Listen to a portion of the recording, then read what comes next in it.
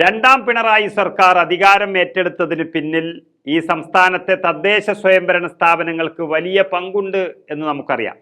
Covid കാലത്ത് ജനജീവിതം സ്തംഭിച്ചപ്പോൾ community kitchen നടത്തിയ പഞ്ചായത്തുകളും സന്നദ്ധ സംഘടനകളുമാണ് നാട്ടിലെ പട്ടിണി ഒരർത്ഥത്തിൽ മാറ്റിയത്. അതിൻ്റെ വിഹിതം പറ്റിയാണ് രണ്ടാം പിണറായി സർക്കാർ കേരളത്തിൽ ഭരണത്തിലെത്തിയതും. തദ്ദേശ സ്വയംഭരണ സ്ഥാപനങ്ങളെ കൊല്ലുന്ന ഈ സർക്കാർ നിലപാട് ചൂണ്ടിക്കാട്ടി ശക്തമായ വിമർശനമാണ് ഇന്ന് കൽപ്പറ്റ MLA ടി സിദ്ദിഖ് സഭയിൽ ഉന്നയിച്ചത്. സർക്കാർ ചോറ് തന്ന കൈക്ക് കടിക്കുക മാത്രമല്ല, അതിനെ കൊല്ലുന്ന നിലപാടാണ് സർക്കാർ സ്വീകരിച്ചിരിക്കുന്നതെന്നും ടി സിദ്ദിഖ് MLA തുറന്നടിച്ചു.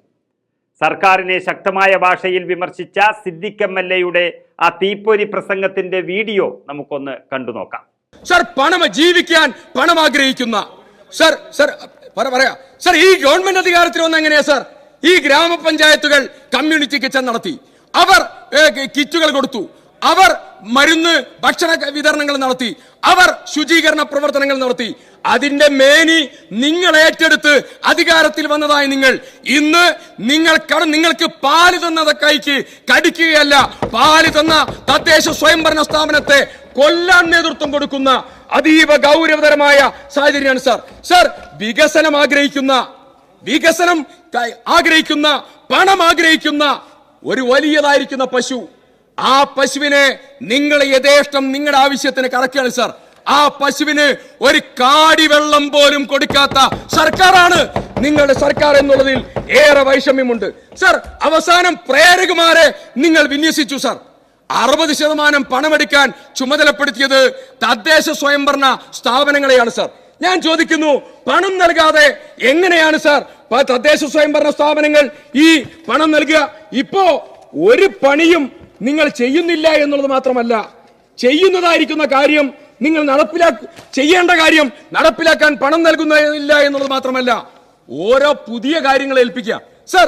ഞാനൊരു ഉദാഹരണം പറയാം. 10/6/2024 ജോയിന്റ് ഡയറക്ടർ സമയം സർ 2 മിനിറ്റ് കൊണ്ട് അവസാനിപ്പിക്കും സർ, പ്രാധാന്യമുള്ളത് സർ. 10/6/2024 തദ്ദേശ സ്വയംഭരണ വകുപ്പ് ജോയിന്റ് ഡയറക്ടർ എല്ലാ മുനിസിപ്പാലിറ്റി ഗ്രാമപഞ്ചായത്തുകൾക്ക് ഒരു കത്ത് കൊടുത്തു സർ. മുരളിയെ കാണാനില്ല. ഞാൻ അദ്ദേഹത്തിന്റെ അഡ്രസ് ഒന്നും പറയുന്നില്ല സർ. മുരളിയെ കാണാനില്ലാത്തതിന്റെ കാരണം പറഞ്ഞ് അതാത് പഞ്ചായത്തുകളിലെ എല്ലാ മന്ദിരങ്ങളും പരിശോധിച്ച് അടിയന്തരമായി റിപ്പോർട്ട് ചെയ്യണം സർ.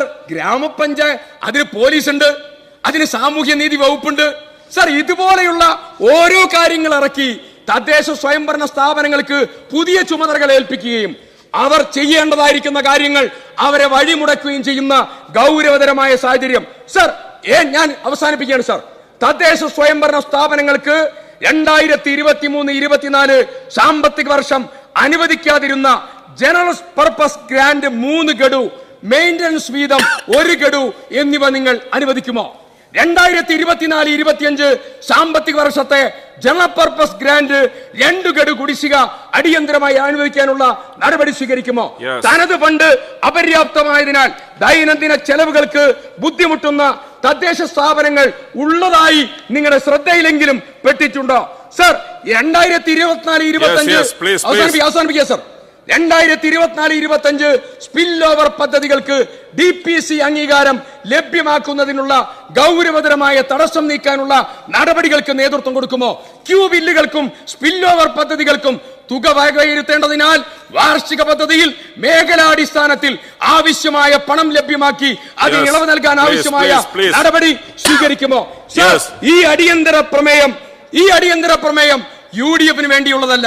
ഈ അടിയന്തര പ്രമേയം നമ്മുടെ മഹാത്മാഗാന്ധി വിഭാവനം ചെയ്ത ഗ്രാമസ്വരാജ് എന്ന് പറയുന്ന സങ്കല്പം നിലനിൽക്കാൻ വേണ്ടിയുള്ള ഗൗരവതരമായ ഇടപെടലാണ്. അതുകൊണ്ട് മരിച്ചു വീഴുന്ന തദ്ദേശ സ്വയംഭരണ സ്ഥാപനങ്ങളെ പിടിച്ചു നിർത്താൻ വേണ്ടി ഈ സഭ അടിയന്തരമായി നിർത്തിവെച്ച് ചർച്ച ചെയ്യണമെന്ന് ആവശ്യപ്പെടുകയാണ് സർ.